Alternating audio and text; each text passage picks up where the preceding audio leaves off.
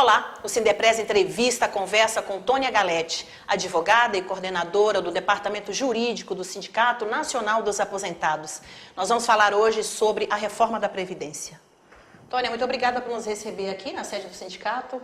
Eu é que agradeço a oportunidade de mais uma vez falar sobre um tema tão relevante. É verdade, a gente já recebeu você no nosso estúdio, né? Naquela época falávamos de coisas bem delicadas, né? Polêmicas, mas não tão polêmica quanto essa, né, Tônia? Diga-se de passagem, um momento bem complicado que o trabalhador tem vivido em função dessa possível reforma da Previdência. E a minha primeira pergunta, Tônia, é o seguinte: sei que você está totalmente engajada, né, da defesa da não aprovação dessa reforma. Eu queria que você falasse um pouquinho sobre o ponto de vista, né, de tudo isso que você tem estudado, analisado e empenhado. Essa reforma, ela de fato é necessária? Do jeito que ela está posta, não. Porque eles fizeram de uma maneira como se todo trabalhador fosse culpado pelas mazelas da sociedade. Então, quem é o culpado deles não terem dinheiro para viajar para a Europa? O trabalhador. Quem é culpado? O trabalhador. O trabalhador. Como sempre no Como Brasil sempre é assim. o povo brasileiro. Então, assim, o grande carrasco disso tudo é o povo brasileiro. Eles estão querendo infligir ao povo uma reforma que danifica a estrutura do nosso Estado, que é um Estado social de direito, que é um Estado que busca auxiliar as pessoas nas situações de necessidade. E o que eles estão fazendo Tirando é isso. contramão disso. Eles vão jogar o povo na necessidade. É isso que eles estão planejando e executando passo a passo, e a gente tem observado isso pela imprensa, diretamente no Congresso. Isso é muito revoltante, é triste, é muito... É de dar vergonha, né? É verdade. De ser brasileiro uma hora dessa. Tônia, aproveitando essa sua declaração, de toda essa mazela, né? Eu queria que você falasse um pouquinho, eu espero que a gente consiga ser bem objetivo aqui, sobre essa questão do déficit da Previdência, que é uma grande discussão. Ou seja, há quem diga que há déficit, há quem diga que não há. Eu queria que você explicasse um pouquinho aqui para o nosso telespectador, para o nosso internauta. De fato, há um déficit? Se não há, o que está acontecendo? Por que o governo usa esse discurso? E, inclusive, a imprensa, né, principalmente a grande imprensa, replica isso. Olha, vamos ser bastante objetivos para as pessoas compreenderem. Se no seu orçamento doméstico está faltando dinheiro, você pode pegar 30% dele para fazer alguma outra coisa? Não. Não. E é o que o governo faz com o dinheiro da Seguridade Social. Todos os meses, 30% eles tiram da Seguridade, que garante a saúde, a previdência e a assistência, para outras finalidades. Eu não estou nem falando de corrupção. Estou falando de manter o superávit primário, de infraestrutura, de qualquer outra coisa. Então, se está faltando, eu não posso tirar. E por que eles continuam tirando? O nosso modelo, ele é tripartite, o custeio da Seguridade Social. E da Previdência, mais especificamente, então, ele é completamente tripartite. É o governo, o Estado, o trabalhador e o empregador. Então, essa parte que o governo coloca não é para cobrir rombo nenhum. É a parte dele, é a contribuição, é a obrigação dele. Está lá previsto na Constituição Federal. E que ele não tem feito ao longo do tempo, e se tem feito de uma forma desfalcada... Escamoteada. Porque aí a parte dele ele devolve com o próprio dinheiro da Seguridade. Ele tira 30%, pega um pedaço desses 30% e devolve para a Seguridade. E diz que está cobrindo o rombo. E isso, então, é mentiroso. Os servidores públicos têm uma parcela pequeníssima de servidores que ganham horrores de dinheiro. Exatamente. Tem. Isso cria um rombo nas contas da Previdência Pública, do servidor público? Sim. Então, por que não mexe nisso? Porque aí não dá, né? Mas aí tem direito adquirido. Então eu posso tirar da boca do pobre?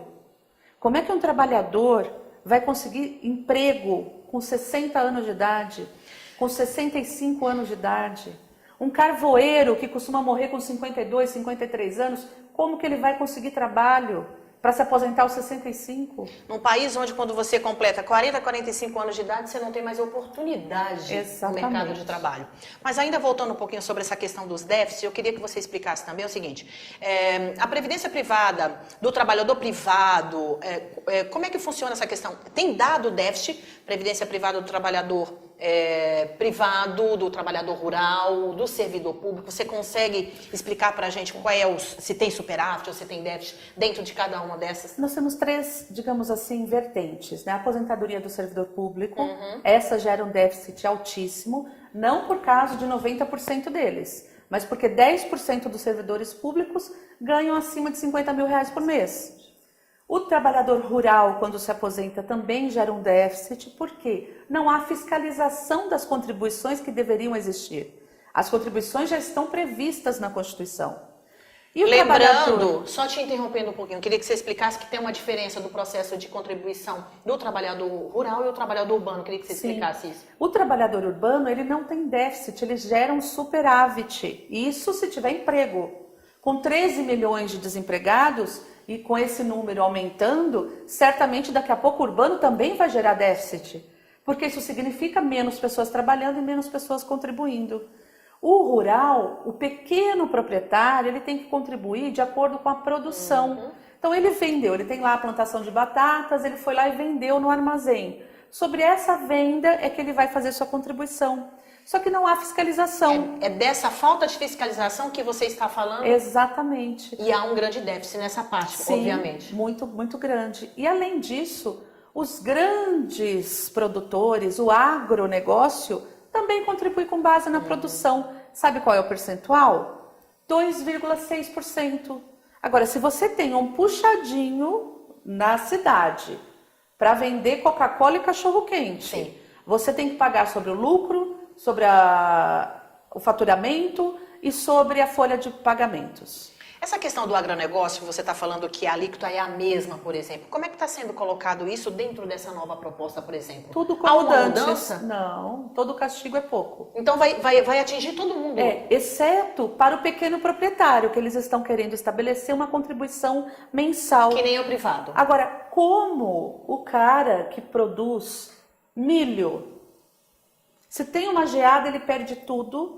Como ele vai contribuir mensal? O que tem acontecido no sul do país, uma série de produções. Exato. Então, aquelas pessoas que põem comida na nossa mesa vão ser prejudicadas.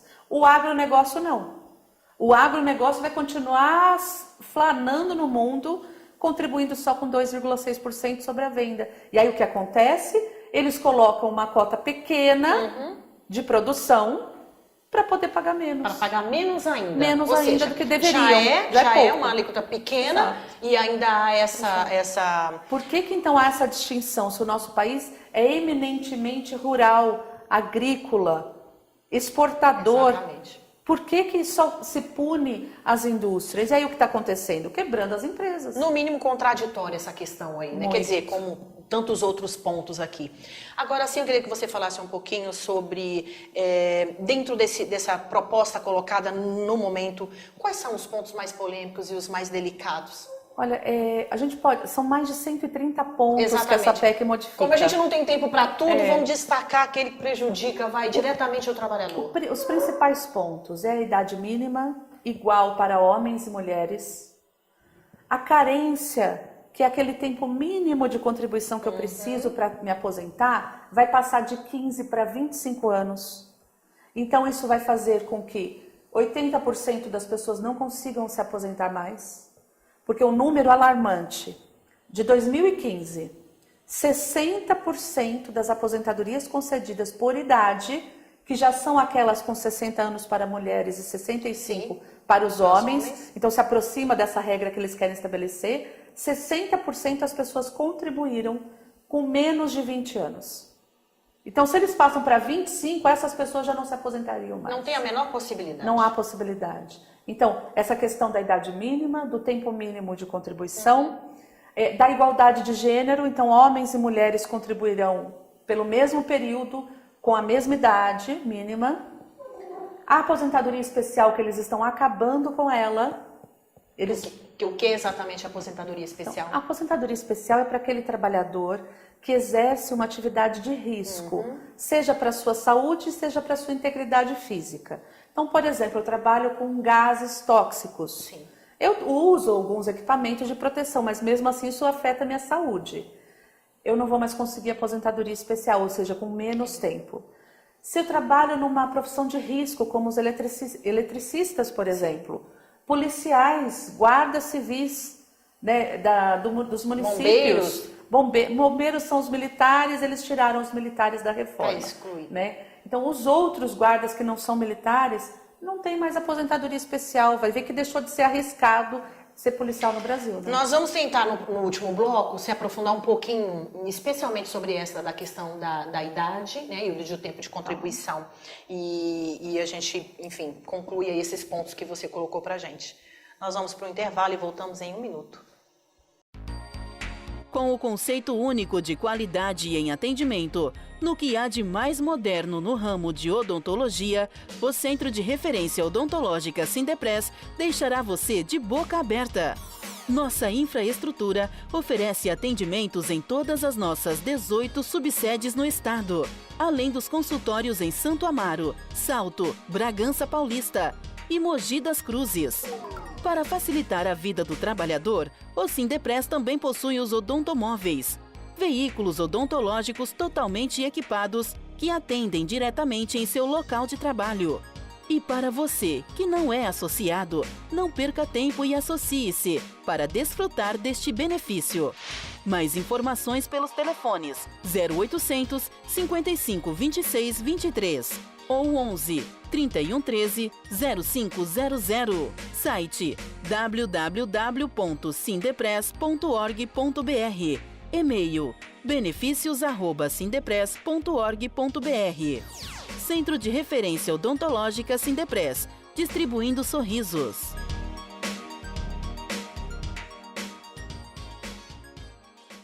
Estamos de volta com o Sindepres Entrevista, que conversa hoje com Tônia Galetti. Ela é advogada, coordenadora do Departamento Jurídico do Sindicato Nacional dos Aposentados.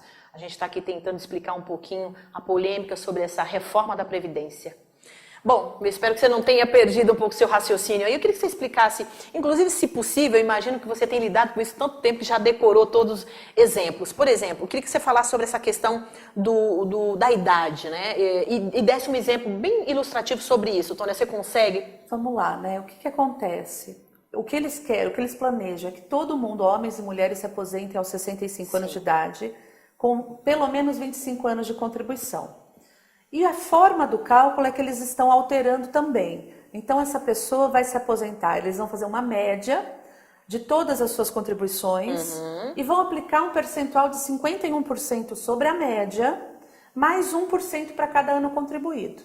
Então, se a gente pegar uma pessoa com 65 anos de idade e 25 anos de contribuição, ela vai ter 76% da sua média no momento de se aposentar. Então, se a sua média for R$1.000, você vai ter R$760 de aposentadoria. Integral nunca mais. Não, isso já é utopia. Já é utopia, né? Mas vai ficar num reino tão distante, né?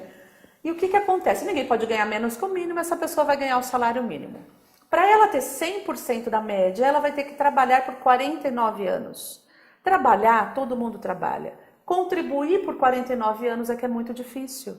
Por exemplo, vamos usar um exemplo das pessoas que trabalham no comércio, que só tem emprego nas épocas sazonais de maior venda. Exatamente. Normalmente entre outubro e março, um pouco antes de março, dependendo do carnaval de quando é.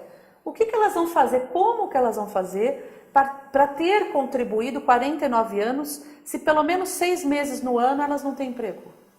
Fazem uma faxina, faz um bico, né? Vende Avon, faz alguma coisinha assim pequena para sobreviver. E quando faz essa conta de 49 anos, ele está calculando que o trabalhador tem que começar aos 16, é isso? Sim, com sorte, né? Mas aos 16 a gente entende que as pessoas têm que estar no processo de escola, de empenho educacional. Eles vão na contramão de todo mundo que pretende colocar cada vez mais tarde as pessoas no mercado de trabalho.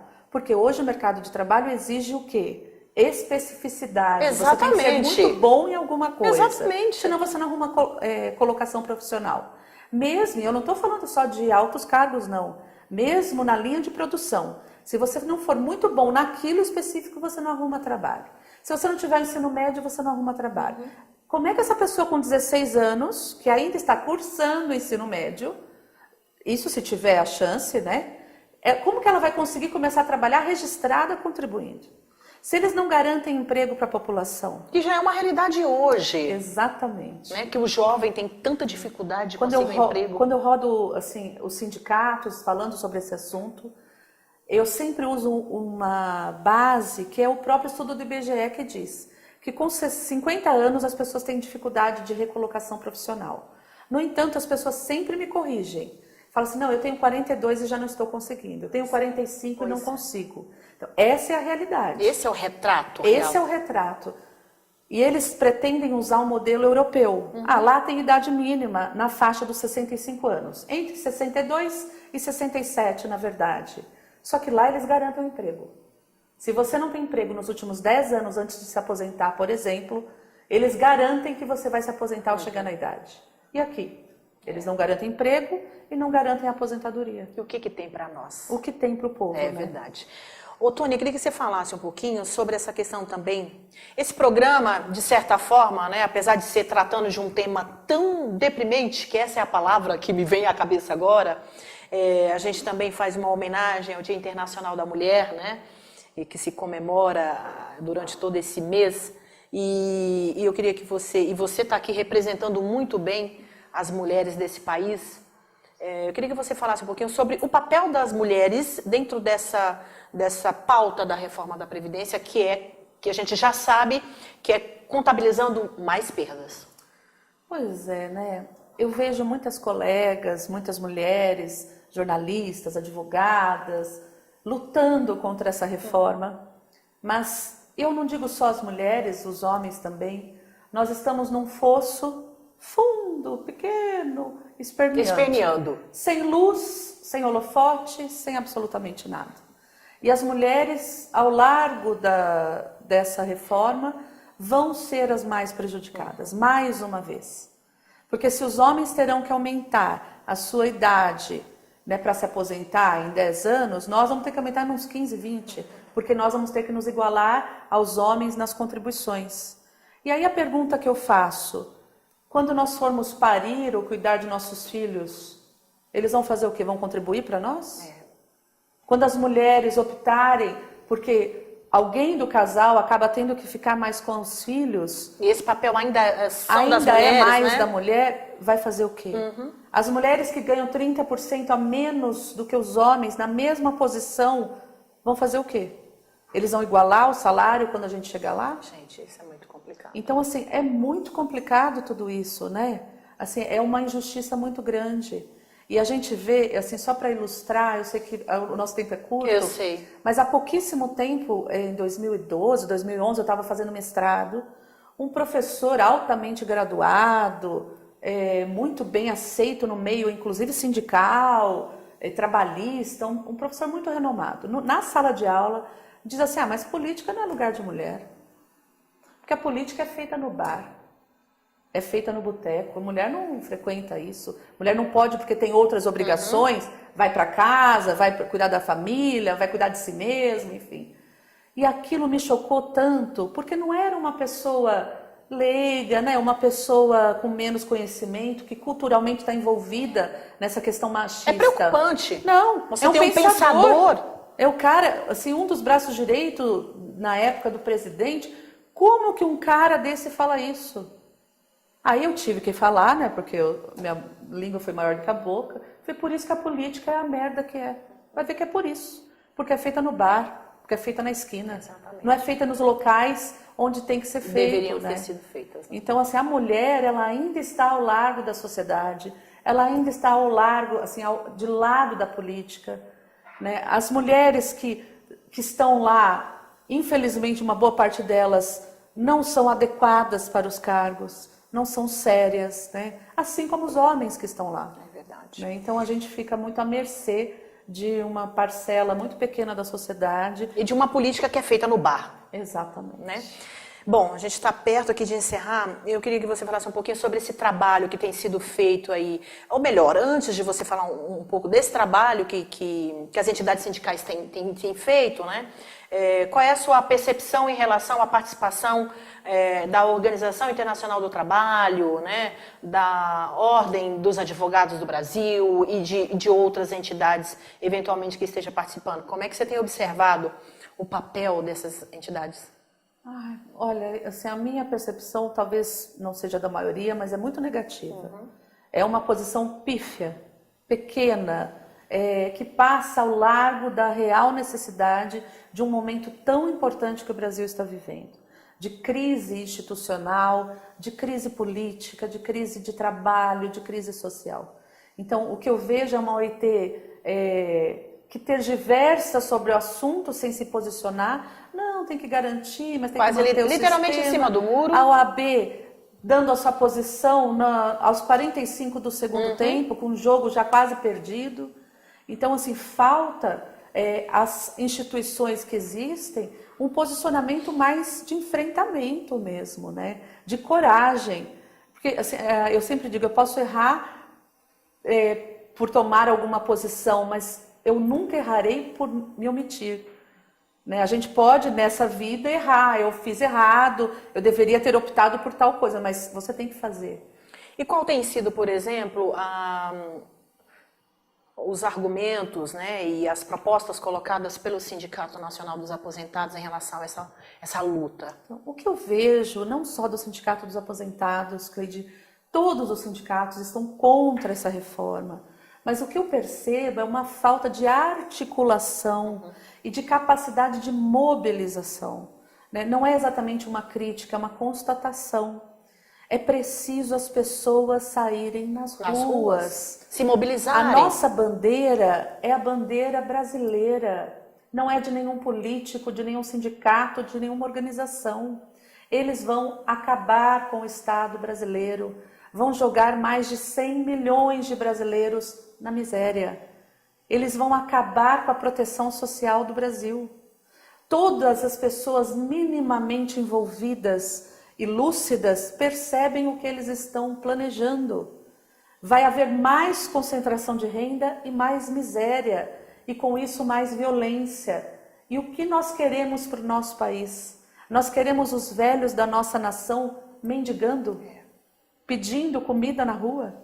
É isso que nós estamos planejando para as pessoas que criaram a nossa vida, para as pessoas que fizeram a nossa pátria?